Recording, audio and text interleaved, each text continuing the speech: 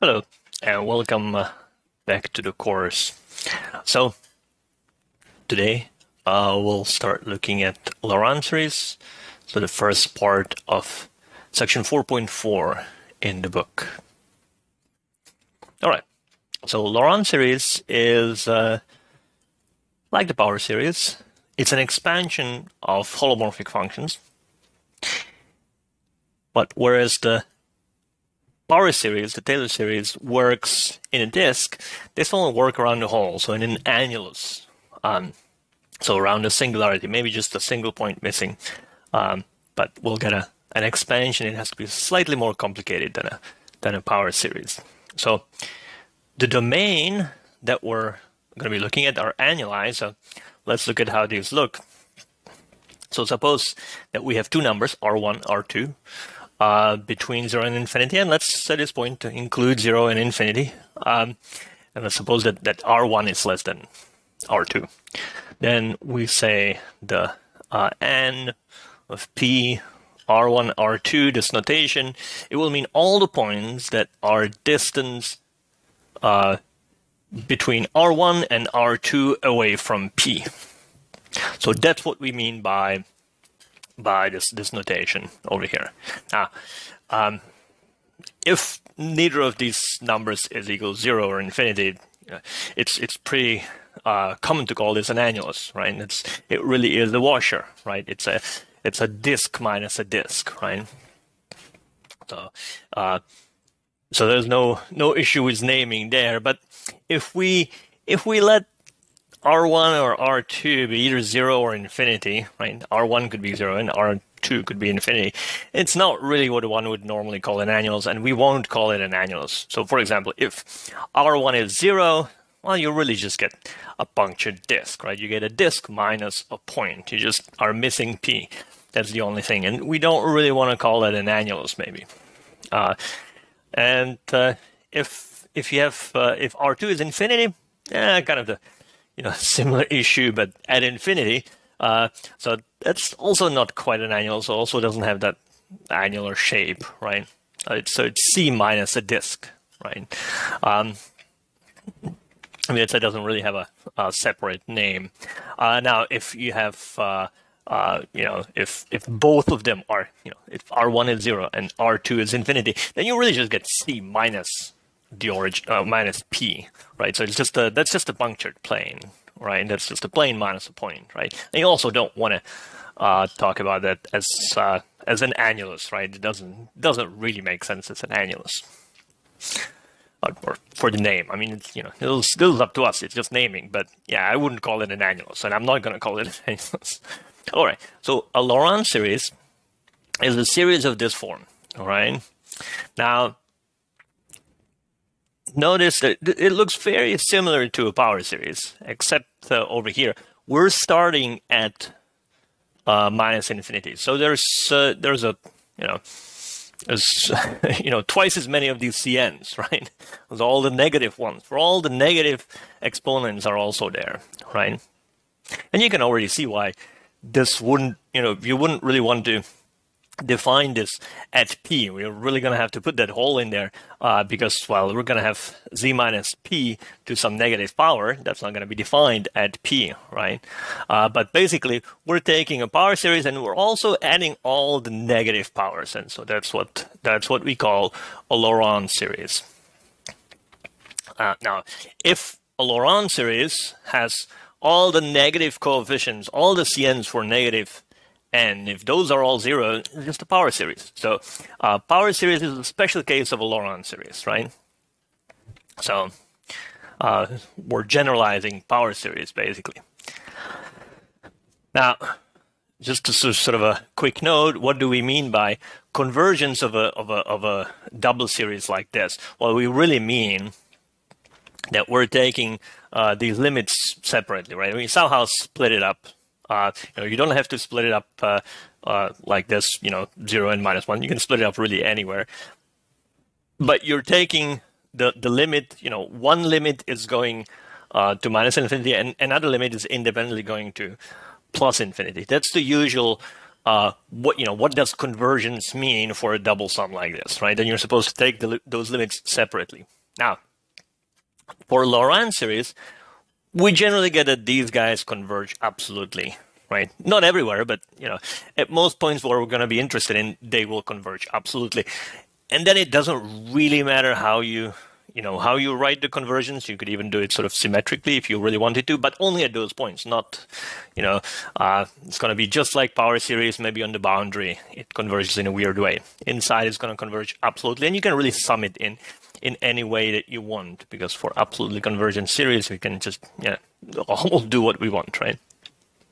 But it's useful to think of it as split like this anyway, right? That we are taking these two limits separately. All right, so let's write a Laurent series, something like this. Let's write it in as these two series, right? Let's write it like this guy plus this guy. Now, let's rewrite this second sum, this second part, the second series. Let's rewrite it as a power series. So let's change n to minus n, right? So you can see that the Cn becomes C minus n, right? And because I change n to minus n, but I still want to make it into a power series, I'm going to stick in 1 over z minus p, right? So, all right, so that's rewriting it as a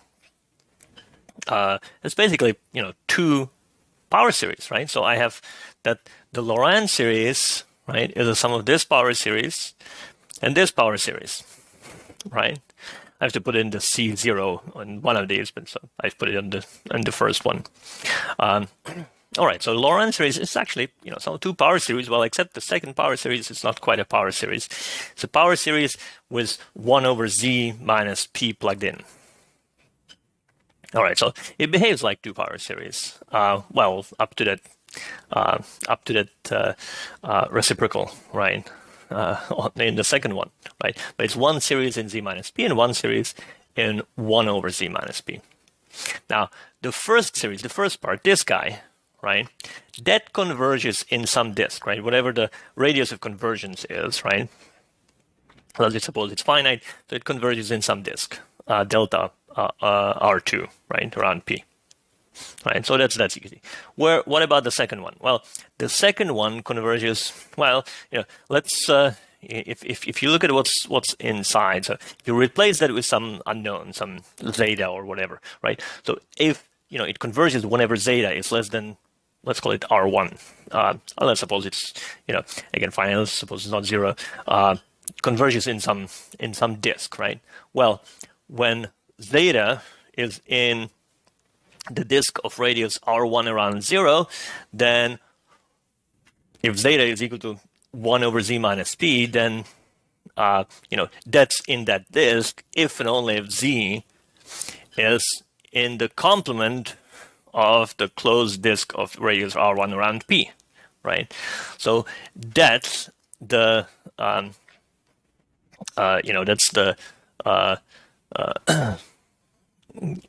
that's where the second guy converges, right?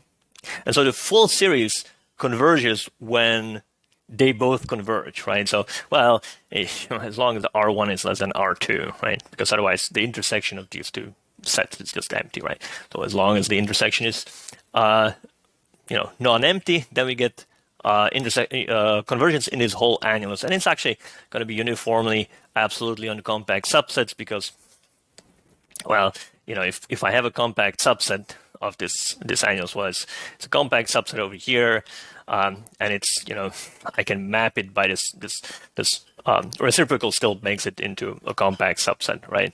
So, and we'll see this in more generality, that this is always the case. That's not hard. That really follows just from that it is uniformly absolutely for power series, right? Because it is just in the end just power series. All right, so let's look at an example: e to the 1 over z, right? So E has the exponential has a power series, right? So we just plug in 1 over z into it, right? So that's what this is, and it's still basically the Laurent series, right? Maybe let's rewrite it to be more like this, right? So this is what the Laurent series for e to the 1 over z is, right? Okay, where does it converge? Well, it really converges sort of everywhere, or everywhere where it makes sense, in sort of the largest possible, not quite annulus, right? It's going to be in the punctured plane, right? It's going to converge in c minus 0, right? Because the exponential converges uniformly absolutely on, well, everywhere, right? So if I have a compact subset of c minus 0, 1 over z makes it into a compact subset of the plane, and then the exponential will converge uniformly absolutely on that set. So you will have that this guy converges uniformly absolutely on compact subsets of the punctured plane to whatever this is. All right. How about 1 over 1 minus z, right? It's this rational function. And actually, it turns out that if you can figure out how to do this, you can figure out essentially essentially you can figure out how to write down the Laurent series of any rational function, any polynomial divided by a polynomial. You just have to, do some algebra, right? And this guy, we've seen this before. This is, we have the geometric series, right? But now let's do let's write down let's not write down the power series at 0, right? That's not what we want. We can write down the power series at 0. That's boring. We've done that already. Well, that's the Laurent series around 0. But let's do it, let's do the Laurent series in a different annulus, right? So we want the annulus that starts at distance 1 from the origin. All right. Well, so how about writing writing things like this, right? Right. So this is just a little bit of algebra. And now we can plug this guy, well, we're going to plug 1 over z into the power series that we know how to compute of the geometric series, right? So you plug that in here, right? Now let's think about where does that converge. It converges, right? And that's, it's this guy, right? Writing it really as a Laurent series, right? So when does that converge? Well, that converges uniformly absolutely. So let's not worry about that at this point. Converges on this guy. Once it's going to converge on that side, it's going to converge uniformly absolutely. You can, because this guy converges uniformly absolutely. So why does it converge there? Well, it converges when 1 over z is in the unit disk. Well, that's the same thing as z being outside of the unit disk, right? Outside of the closed unit disk, in being in this c minus d, right? So, okay, so we know the power series, right, for 1 over 1 minus z, and now we know another series, still standard at the origin, so p is still 0, but now it's in a different annulus, right? So we can write down a series for 1 over 1 minus z, and we can do it at in these two annuli, right? Well, one of them is not really, well, neither of them is actually an annulus, right? Well, it's we're either doing it in the unit disk or we're doing it outside the unit disk, right? And both centered at 0. So both powers of z, right? Positive and negative powers of z, all right? So depending on where I want to think of the function as powers of z, I have either this guy over here or the regular geometric series, right? I don't quite have that on the unit circle, but right, because I'm doing it centered at 0, and there's that one point that I can't get through, and that's at z equals 1, right? You could also just you can also figure out how to write down the geometric series for p equals 1 if you want to.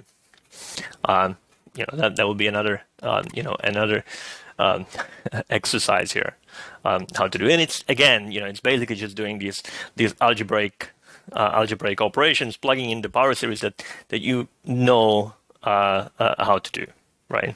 So the power series that that you've already that you've dealt with before. All right, now we will prove later on that the Laurent series is unique. So if it's unique, just like for power series, it doesn't really matter how you get it, right? So what we got was really the Laurent series, right? There's no other series like it in those domains that give you those two particular functions, right? The e to the 1 over z. If I want it in this domain, it has to be this Laurent series. And same thing over here. If I want 1 over 1 minus z, and I want it in this domain, it's going to be this series, right? Because the Laurent series is going to turn out to be unique, and it's really the same reasoning as the power series being unique.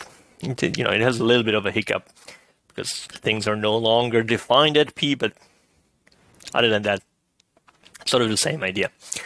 All right, so we get uniqueness, so it doesn't really matter how we get there, and that's actually quite useful, right? Because you don't. We'll prove. Sorry, no, that's basically what I said right now, right? So, but we will prove that we can compute the coefficients, the CNs. We're going to compute just like for power series. We're going to compute them by an integral. Right, and so if we, have this series, we compute them by this integral, right? While we have the Laurent series, but we also have it if we compute it in some other way, right? So those two numbers are going to be the same, right? Now, computing these, these coefficients by the integral is probably not actually all that useful, because then you have to compute that integral. Right? So it's theoretically, yes, they're that integral, right? Now, the one useful computation actually is to go backwards. I can, that integral can be the thing that I actually want, right? It's going to be an integral around the circle. It's actually going to be the same as integral around some other path or whatever. Doesn't really matter, but I really am going to want that integral to compute that integral, and I can compute it by figuring out the Laurent series of the right function, maybe in some ad hoc way, right? Just, messing about with, with some algebra and stuff like that, right? So it actually sometimes goes the other direction, right? That's actually one of the biggest applications of all this in applied math. Is to go backwards in this, right? So, all right. So next time, what we're gonna do is we're actually gonna prove this term about that we have the Laurent series, right? If I have a holomorphic function in an annulus in this set, then I'm gonna have the Laurent series is gonna exist, and it's gonna converge in the right way, and the coefficients are unique and can be gotten by some integrals around circles, right? That's what we're gonna do next time. It's basically sort of the same sort of theorem as we did for power series. All right, so that's next time. So see you next time.